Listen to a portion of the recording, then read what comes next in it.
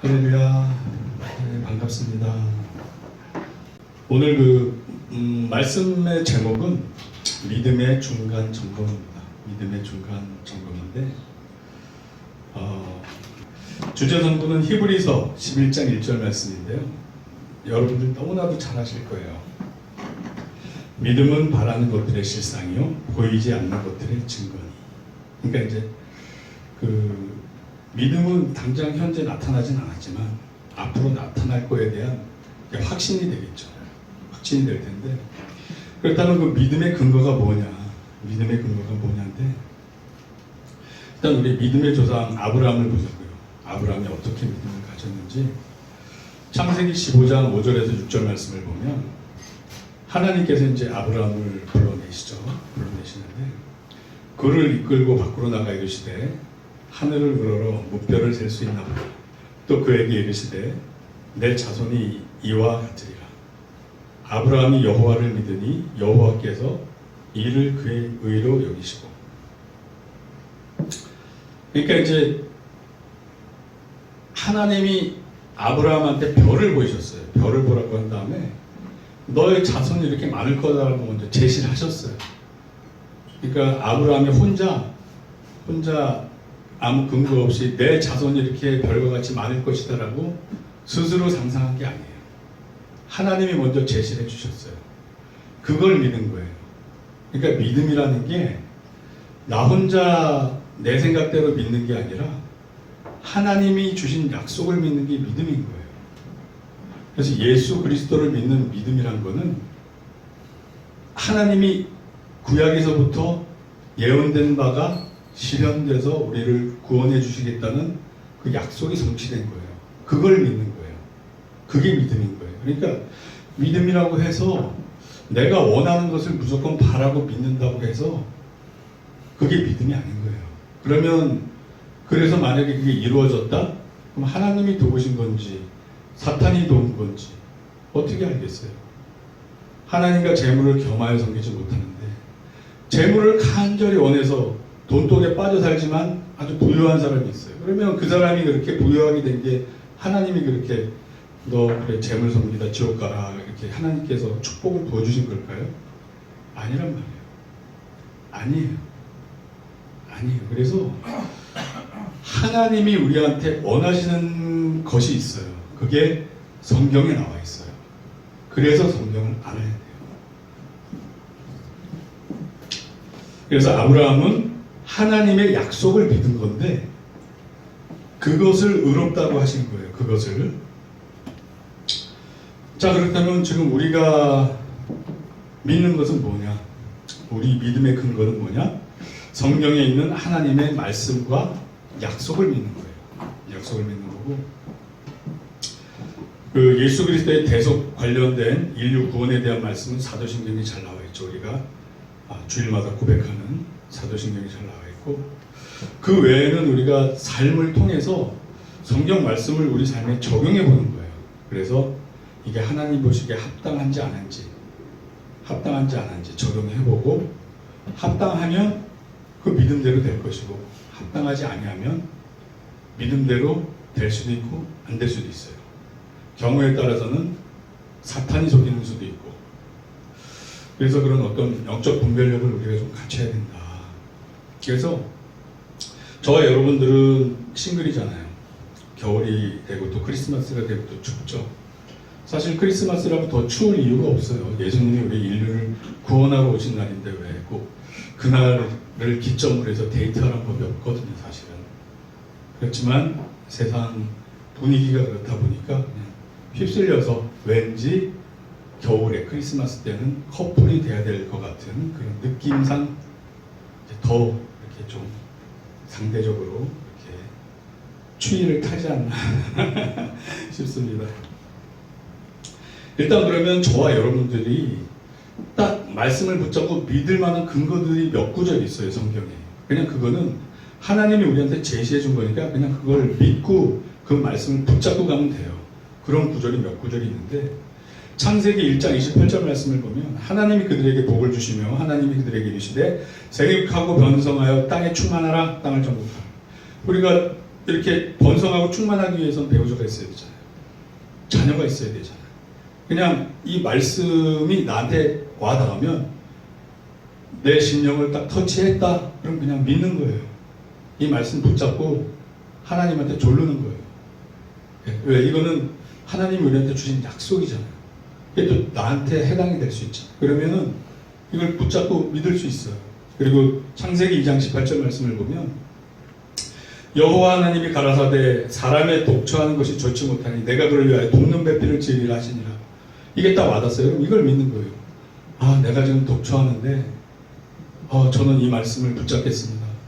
저에게 배우자를 주시옵소서. 네. 뭐 하와처럼 만들어주진 않겠지만 환경을 만들어서 저한테 인도해 주시겠죠.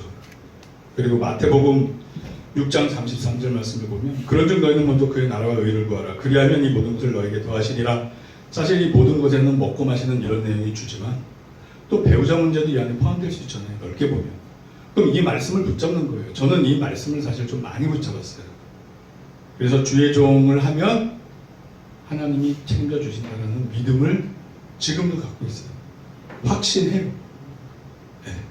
그래서 여러분들도 이 말씀이 와닿다 그러면 이 말씀 딱 잡으시면 돼요. 그리고 고린도전서 7장 9절 말씀은 만일 절제할 수 없거든 결혼하라. 정욕이 불같이 타는 것보다 결혼하는 것이 나으니라. 이 말씀도 저한테 결정적인 영향을 준 거예요. 제가 제 자신의 한계를 이 말씀이 맞구나 깨닫고 더 적극적으로 이제 결혼에 대해서 생각하게 된 구절이 이거예요. 네. 우린 연약하거든요. 우린 다 죄인이고 주님 앞에 조금 내가 의롭게 율법을 지켰다 그리고 고개 빳빳이 드는 게 하나님 보시기에 그게 더 죄악스러울 수 있어요. 바리새인들처럼 일주일에 2번 금식하고 11조 내고 나는 저 찬미 같지 않습니다 이렇게 나 조금 율법도 지켰어. 오히려 하나님은 그런 거를 교만하게 봐요. 목에 고든 백석이라고 봐요. 차라리 세리와 창기는 주님 앞에 나와서 고개 숙이고 주님 어찌하오리까 어찌하오리까 그 눈물 어린 기도를 예수님이 받으신다고 그러잖아요. 하나님 받으셨다고 그러잖아요. 그죠? 네.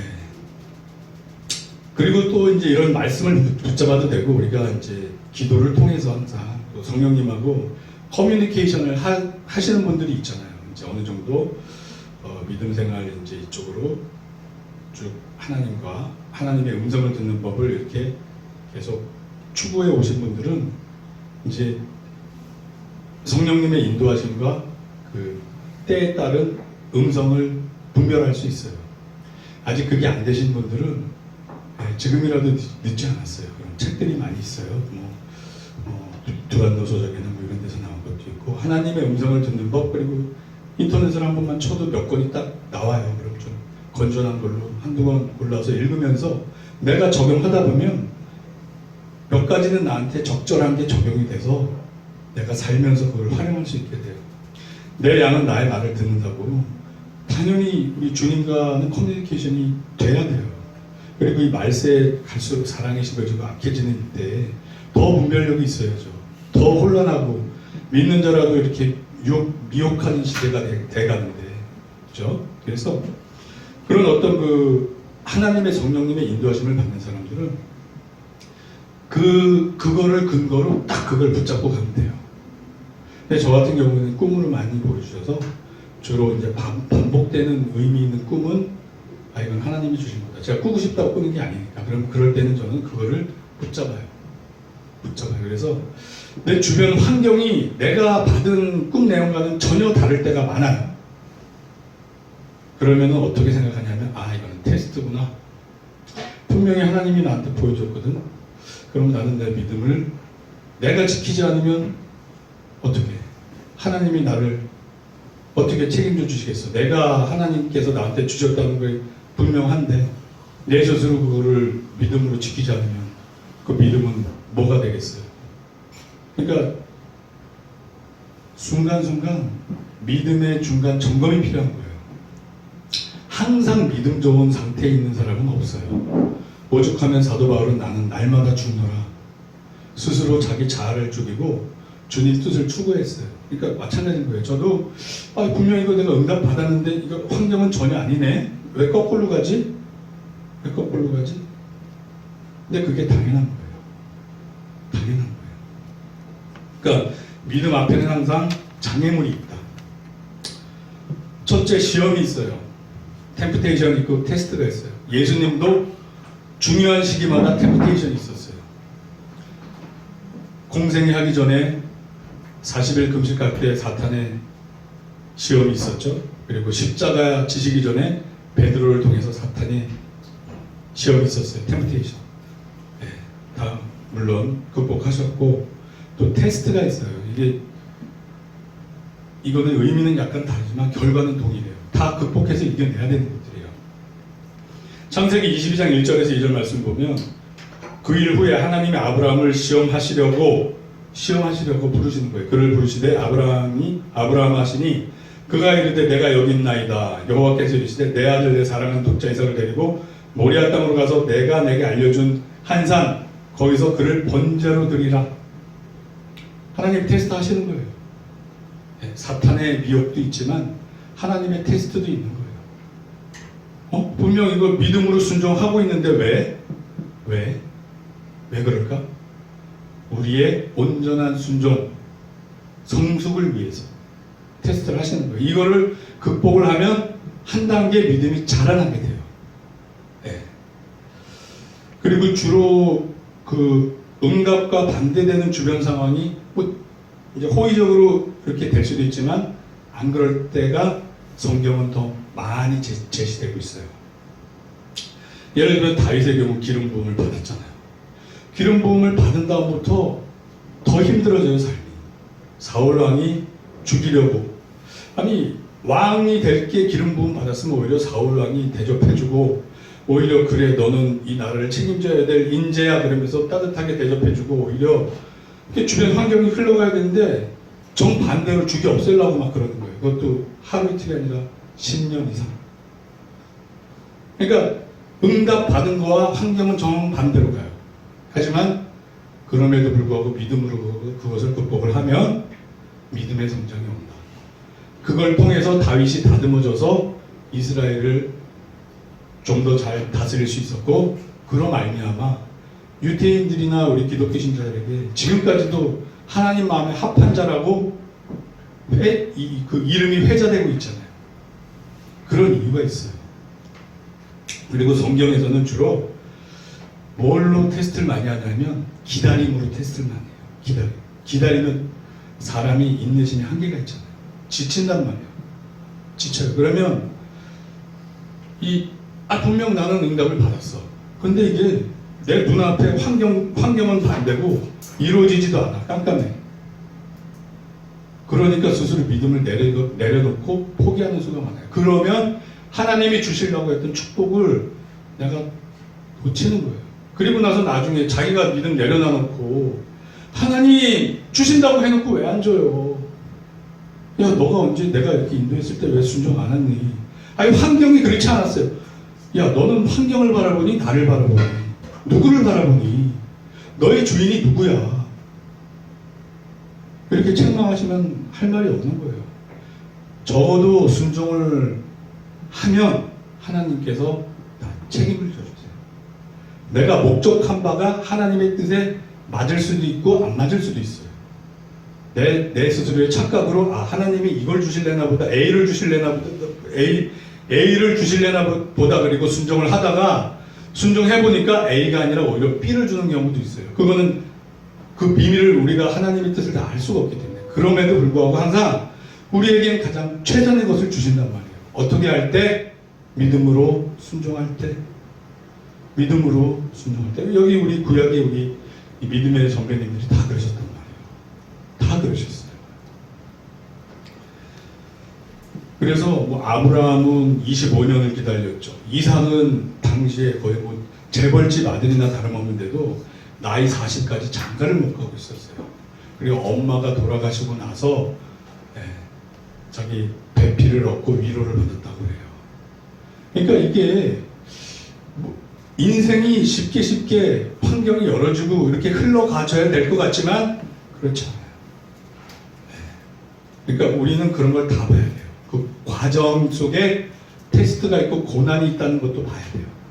그걸 믿음으로 극복해야 또 주님이 주시는 또 축복, 선물도 받고 나의 영적 성장도 있고, 내가 영적으로 성장해야 내 이웃을 사랑할 수 있을 거 아니에요. 내 마음의 그릇이 이렇게 준비가 될 거 아니에요. 내가 그릇이 요만한데, 다듬어지지 않아서 그릇이 요만한데 남하고 자꾸 얽혀봐야 서로 상처만 주고 서로 아프기만 하지. 내 그릇이 이렇게 커져야 좀 품고 갈 수 있단 말이에요. 하나님 뜻을 이룰 수 있단 말이에요. 오죽하면 하나님이 모세를 그렇게 40년 동안 훈련을 시키셨겠어요. 그래서 막 혈기가 많던 사람이 세상에서 가장 온유한 사람이 됐잖아요. 하나님의 뜻이 있어요. 하나님의 뜻이 있는 거예요. 그리고 예수님 곧 오신다고 그랬는데 곧 오신다고 벌써 2000년이 넘어가고 있어요. 그러니까 기다리다 지치는 거예요. 예수님 언제 오세요? 아유 힘들어 죽겠는데 예수님 빨리 오세요. 그러다가 믿음을 놓치면 안 된다. 너무 오래되니까. 그럼에도 불구하고 끝까지 믿어야 돼요. 그리고 우리는 항상 종말이 우리 앞에 개인적인 종말이 있잖아요. 우리의 죽음이 개인적 종말인 거고, 예수님 재림하실 때는 그건 전체적 종말인 거고, 우리는 항상 종말 앞에 있어요. 네. 그래서 항상 마라나타 주 예수 오시옵소서 오늘 찬양 아주 은혜스러웠는데, 그런 마음으로 주님을 바라보면서 내 믿음을 점검하는 거예요. 저도 이렇게 중간중간 믿음을 점검해요. 환경이 영 아니야. 뭐지? 이렇게 막 흔들려요. 마음이 흔들려. 그러면 다시 한번 내가 하나님한테 그때 어떤 사인을 어떻게 받았지? 되돌이켜보면서 믿음을 스스로 공고히 하는 거예요. 아니야. 이거는 하나님이 분명히 나한테 주신 거야. 나한테 보여주셨어. 그러면 나는 믿음을 지켜야지. 결과는 하나님한테 맡기더라도 내 믿음은 내가 지켜야지. 그러면서 내 믿음을 중간 점검을 하는 거예요. 그러니까 여러분들도 말씀을 잡건 하나님의 사인을 계속 반복적으로 주는 사인을 붙잡건 그 믿음을 스스로 지키셔야 돼요. 그래야 하나님께서 책임져 주신다. 아멘. 아멘. 아멘. 여러분들 자 아멘 같이 해보겠습니다. 아멘. 아멘. 아멘. 그래서 하나님의 음성을 듣는 그런 패턴으로 계속 가야 돼요. 이제. 그래서 제가 사례를 하나 소개시켜 드릴게요. 제가 이 여성 목사님이라고 지난주에 우리 교회 잠깐 오셔서 설교도 하고 하셨던 분이에요. 내일도 아마 주일날 오실 건데, 이분이 아마 강릉 원주 쪽에서 아마 기도원을 아마 지금 하시게 될 것 같아요. 앞으로 정확하게 모르겠지만, 근데 이분의 간증을 듣고 그때 많은 사람들이 은혜 받았어요. 뭐냐면 이분이 전에 개척해서 목회를 해서 크게 이렇게 어느 정도 부흥시켰다가 어떤 사정으로 접고 나오신 분이에요.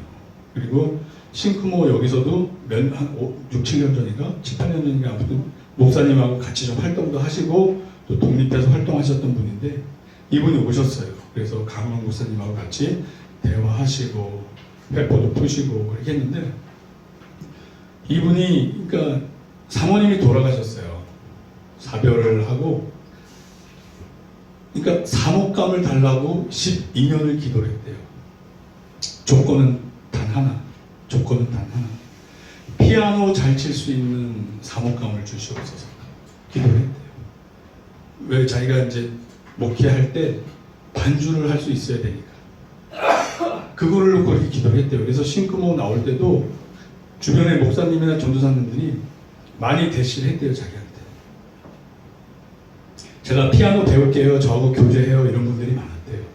근데 그 목사님이 기도했던 건 그게 아니라 거의 전공자 수준의 좀 프로급으로 이미 이렇게 딱 갖춰진 사람을 기도했다는 거예요. 그러니까 12년 동안 못 만나다가 최근에 작년에 만났대요.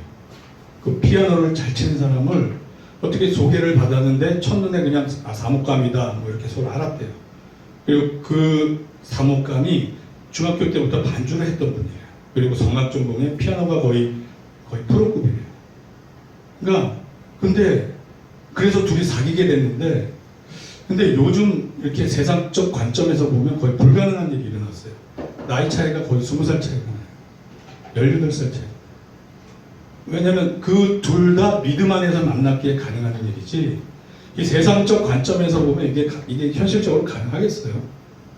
정확하게는 18살 차이가 나는데, 그러니까 이분은 60대 중반이고 이분은 40대 중후반이란 말이에요. 사모님이. 이거 같이 와서 이렇게 반주하시고 그러는데 되게 아름다우시더라고요. 외모도.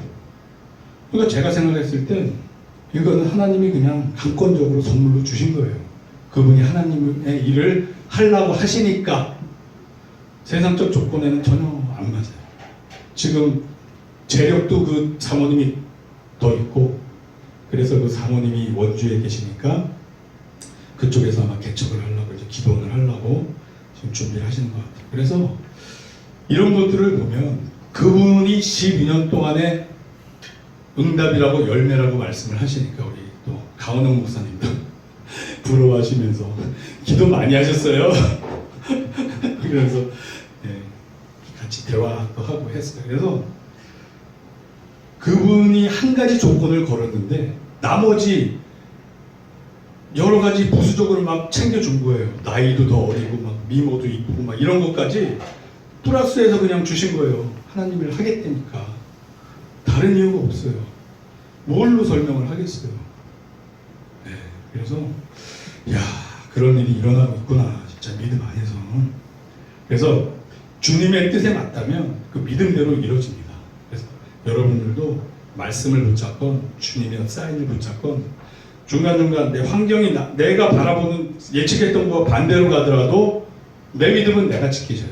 그래야 하나님이 끝까지 책임을 져 주십니다. 아멘. 아멘입니다. 그래서 마태복음 9장 28절에서 30절 말씀으로 마무리 짓도록 하겠습니다. 예수께서 집에 들어가시면 맹인들이 그에게 나오거늘 예수께서 이르시되 내가 능히 이 일을 할 줄 믿느냐 대답하되, 중요해요 이게, 주여 그러하오이다 하니, 그렇습니다. 이에 예수께서 그들의 눈을 만지시며 이르되 너희 믿음대로 되라. 눈을 만지면서 너희 믿음대로 되라. 이들은 믿었어요. 이 뜻이 하나님 뜻에 합한 뜻이었어요. 그러니까 그 눈이 밝아진지라 맹인들이 다 눈을 뜨게 됐어요. 근데 몸 아프다고 다 100% 낫나요? 그건 아니에요. 하나님 뜻에 안 맞을 수가 있어요. 사도 바울은 3번이나 기도했지만 하나님이 막으셨어요. 왜? 너는 내 은혜가 내게 족하도다. 너 그것까지 내가 해주면 너는 이스라엘 민족처럼 모가지가 뻣뻣해질 위험이 있어서 너 구원조차 어떻게 될지 모른다. 그래서 하나님이 최선의 것을 주신 거예요. 사도 바울한테는 그 사단의 가치가 최선의 것인 거예요. 그래야 구원을 끝까지 유지할 수 있으니까. 그래서 그 믿음을 잃으시면 안 돼요. 우리에게 지금 나한테 고난이 있고 고통이 있어도 하나님은 항상 최선의 것을 주신다. 항상 최선의 것을 주신다라는 믿음을 잃지 마시고 믿음을 계속 중간중간 점검하시기 바랍니다.